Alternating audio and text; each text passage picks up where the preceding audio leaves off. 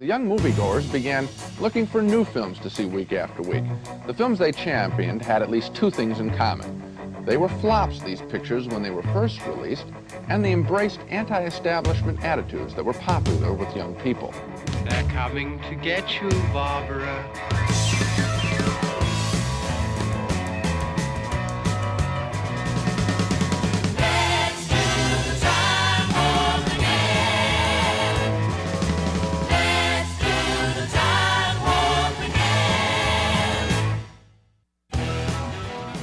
Cult films have become incredibly popular among film fans. Whether it's an obscure, so bad it's good flick, something made to be as shocking and offensive as possible, or just general schlock, people will gather to watch it. Low-budget, long-forgotten oddities from the past can be rediscovered by a new audience. But where did these films come from?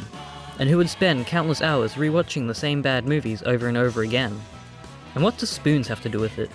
Well, let's find out, shall we?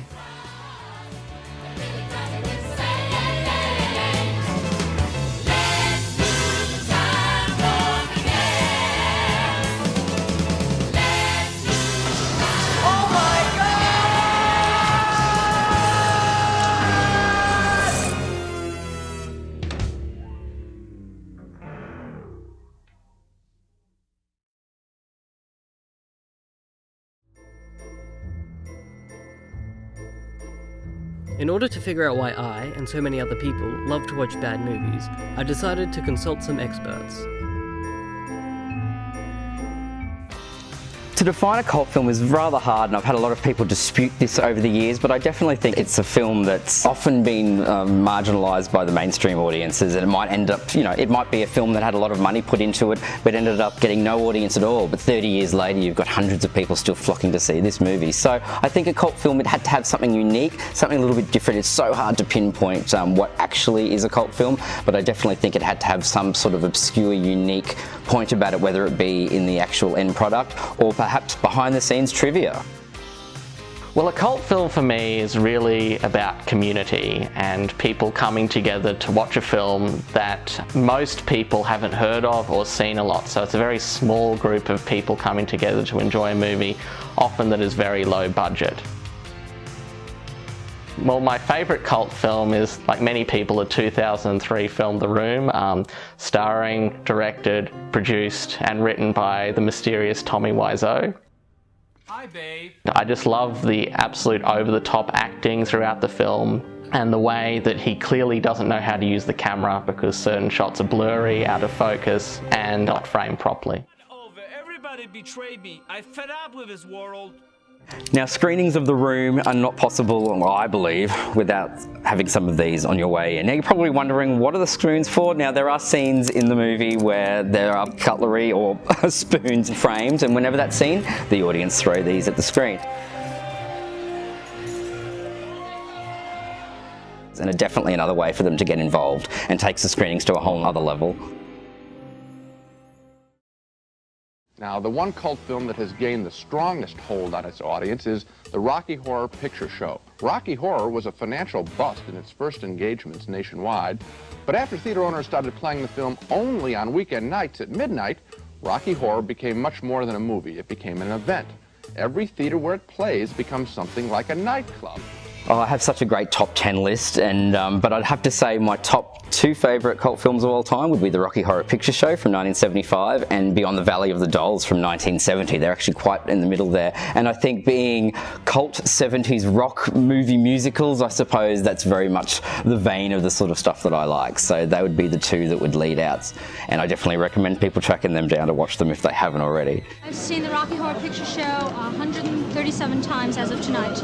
I've seen the Rocky Horror Show about 40 times, which is about average around here. I've seen the movie 72 times. 90, 91 with tonight. 122 times. Wow, after being a Rocky Horror obsessed since the mid-90s, I probably would have seen the movie at least over 1,000 times. So I'd love to say it was more impressive than that, and I probably acted in front of it half of those times. But yeah, so I have seen it quite a lot, and I know in high school I used to watch it quite a lot. And hey, when we started doing a floor show cast, you needed to watch it to practice your part. So maybe that's my excuse, but I definitely don't see myself stopping watching it anytime soon. How did you get interested in cult films? Actually, through the group of comedians of Mystery Science Theatre 3000 who do funny riff tracks, funny commentaries over very bad films like Santa Claus Conquers the Martians. You know, every frame of this movie looks like someone's last known photograph. When I left high school, I'm like, what am I going to do? I've just become obsessed with this movie, the Rocky Horror Picture Show, and I heard about casts in America or groups of people getting out and acting out the movie and people going along to these screenings and getting interactive and throwing rice and toast. And I thought, what a great way to start something like that. So I started Brisbane's version. We've been doing it for, you know, almost 19 years now. But from that, I suppose, like I've always loved sort of offbeat, unusual films, especially, you know, horror, musicals, you know, pre-80s film. But I found that once I got interested in Rocky Horror and realised the audiences that this attracted, there's heaps of other films out there that people are interested in too. And I think being an exhibitor and being always having to push the limits and like, you know, is this going to work? Will this sell tickets? Can I make this work? It means you'd be a lot more creative, and hence I opened a can of worms with many other cult films and started screening many more from there. As the 1970s marched along, movie audiences seemed to rediscover their appetite for being scared out of their skins, and that's exactly what this next film does. Night of the Living Dead is shot in a deliberately grainy black and white newsreel style, and it's about human survivors barricading themselves in a cabin against an attack by flesh-eating zombies. So Night of the Living Dead was released in 1968, and the censorship laws in the US were changing, and people were very shocked by this film. Parents brought their children, and the children were crying. People were almost throwing up. The violence and gore for 1960s standards was really bad and really overt.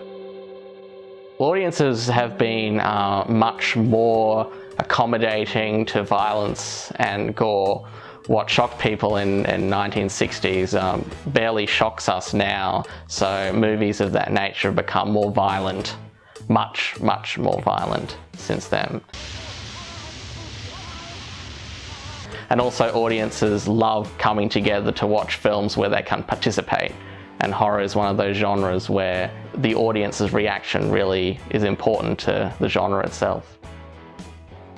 I definitely think there's a lot of generational differences now. Like in terms of the cult films, you know, people might have only been able to track it down at screenings, whereas, you know, now they're hearing about these films on YouTube or have seen a funny clip, and it kind of opens up this whole, you know, way of hearing about all these other films. But I also think reactions to films have changed a lot too, because we're a lot more politically correct with a lot of the things that we deal with. I've had a lot of criticism for some of the films that I've chosen, but I believe film is the time capsules of a certain time. So really to deny they exist is a bit ridiculous. I think they should be watched, consumed, and possibly analysed and not dismissed straight away. And hey, if you don't like it, don't go and see it. So there has been a bit of a mixture, but I like to think that after a while I've sort of learnt what I can get away with and what I can't.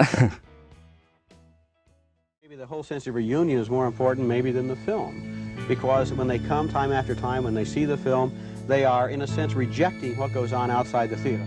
Yes, as I said, it really brings audiences together and people can make friends, even online. I mean, I'm part of a Facebook group called the Tommy Wiseau group, where people quote The Room endlessly and watch clips and do all sorts of funny things like that. So people you haven't even met before, you can connect with them. Cult films are so important, especially in this day and age where we're being thrown so many multiplex films or these big budget comic book movies that are just seem to be a dime a dozen at the moment. Cult films are important because not just in their consumption of them in home movies, but being able to see these in a cinema, they bring out a lot of passion for people, especially people who remember these movies when they were a kid or have fond memories of watching it at a sleepover when they were a teenager. I think cult films will always have a special place with people, and that's the reason they're cult films. These dedicated groups of people just keep them going. I love being able to watch masterpieces of the worst movies with friends that also like to do the same thing. They're entertaining to watch with friends, and also I kind of like watching how bad they are, because then I can appreciate good movies even more. I like watching bad movies because sometimes the best humor is unintentional and it brings my friends group all together to celebrate one thing. It's really fun getting some friends over and watching some terrible movies and having a laugh at them. Well, you know, it's just great to see someone try really hard with the movie and then just completely fail at it, and to be able to appreciate that with friends is it's a great experience. The importance of cult films is as much about what is being projected on the screen as the people who come to watch them. Cult films show us that anybody can make a movie, and that anyone can make a movie about anything, and whether the result is good or bad, people will love it for what it is. The cult is anyone who loves these films, from the people who make them, to the people who screen them, to the people who analyze them, and of course, the people who watch them. Maybe there's one more important reason as to why people love these films. Why is Samurai Cop the greatest movie ever made? It has titties.